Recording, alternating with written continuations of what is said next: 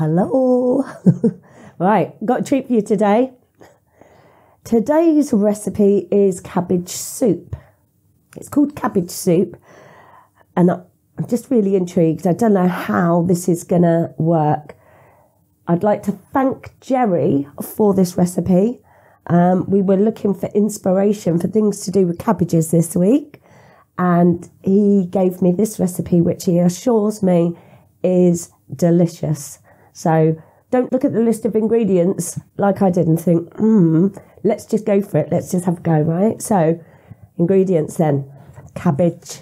This is, because these are really light and fluffy cabbages, I've got 1.5 here. So, you know, you can see it seems quite a lot, but that's all it is. And they're only the little green sweetheart cabbages, so not really dense. If you were using Dutch cabbage, the white Dutch ones, just use 1/2 or 1/4, you know, see how it goes. Like I say, because I've never done this before, I'm kind of experimenting as well. I'm like learning this as we go along. Garlic, obviously. The most expensive ingredient is probably the 2 balls of mozzarella, but really super cheap at Lidl's. Like that was under £1 for those 2. Now, the only thing that Jerry did specify was important was your chicken stock, the quality of your chicken stock. So if you're having a Sunday roast, save those bones and make a really lovely, like a proper chicken stock. Otherwise, he did say like Norse stock cubes would do. So yeah, some really good quality chicken stock if you've got it, and bread. And then of course some seasoning. And that's it, like very few ingredients. So that's already like, I'm already excited about that. Now, he said 9 slices of bread, but obviously I don't quite know pan sizes and whatever, so I've got 8 here. He said trim off the crusts, and it's preferable to use white bread for this recipe. Once again, like, you know, obviously it's your choice, but try it out with white bread first, I would say. And these crusts, don't throw them. We don't like waste. We're going to dry those out, and we're going to make breadcrumbs out of them, and then we can use that to pane whatever we want. So, yeah, keeping those. Okay, then, first things first. Let's have a look. So I actually have, this is hot. It says bring the stock to the boil. That's our first step. And I've got hot stock here. And then we're going to add our garlic into it. So I'm just going to turn on my cooker. And let's go. Like I say, this is something, I mean, I'm reading the recipe. If you see me doing that, it's because I'm looking at it myself. So bring your stock to the boil and then add your garlic. And our next step will be to start layering. This really is the most simple recipe in the world. Well, other than bread and butter and jam. Okay, so I'm just going to let that, I guess what we're doing here is infusing the garlic flavours and aromas into our stock. So we're kind of enriching it really, which is interesting. Smells good. Right, so this is boiling now. What I'm going to do, I'm just going to pour it back into my jug because I'm going to use this same pan to start layering all my ingredients. Okay. So just pour that in there because I don't like washing up. I like things clean, but I don't want to do the work. Okay, so layering. I kind of feel like I'm making a cabbage lasagna. So first layer cabbage, and then the next layer bread.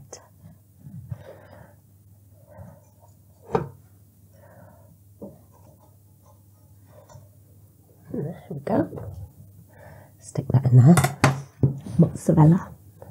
In fact, actually, I was going to season my I kind of feel tempted to season the cabbage layer rather than the cheese layer.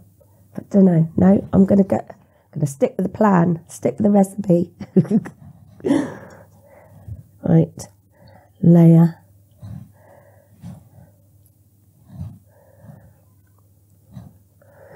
So this cheese apparently gets all melted and gooey. That's what makes the difference.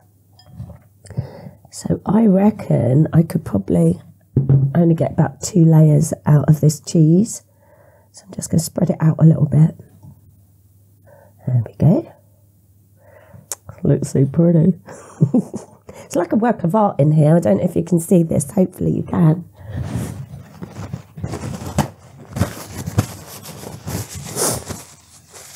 Right, and some seasoning.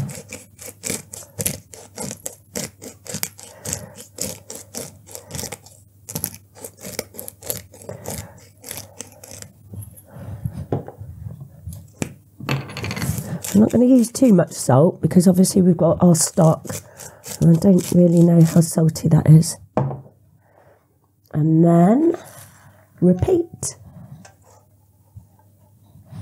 Okay. Okay.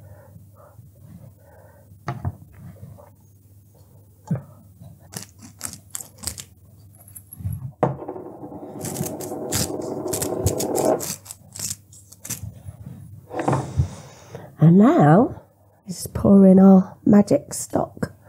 Just going to whip it up a little bit so that the garlic all goes in.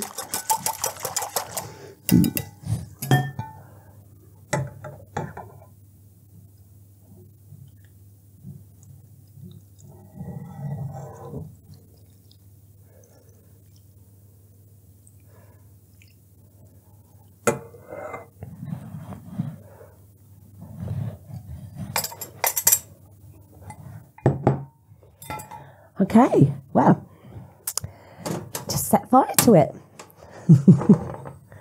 And that's it. I'm going to leave this 20 minutes now and then we'll come back and taste it. See you in 20. Right, it's been 20 minutes. Well, it smells really good. Can't wait to taste it. I'm just so intrigued.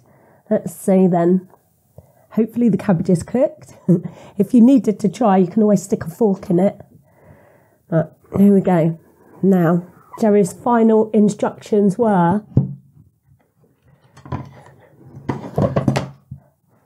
let me read them, quote, plate it up as best you can. So, here we go. Let's get my spatula. Oh, took it out. Right. So it's not, doesn't look like soup that I'm used to seeing, I have to say. Let's see what's going on underneath. Just going to take a little slice, I think.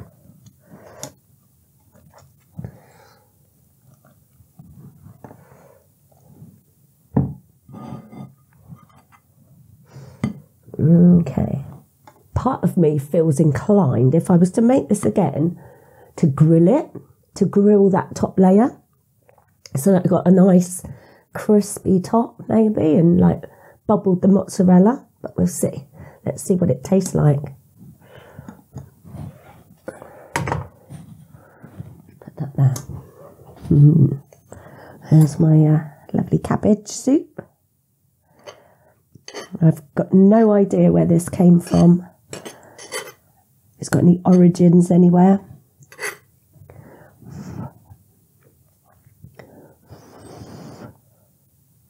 Don't want to burn myself, do I?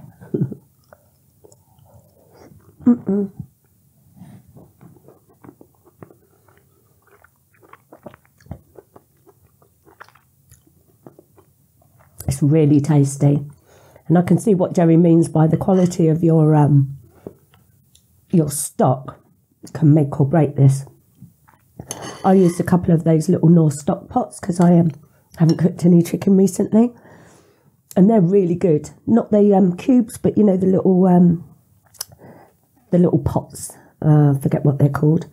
But that's very tasty. Thank you, Jerry.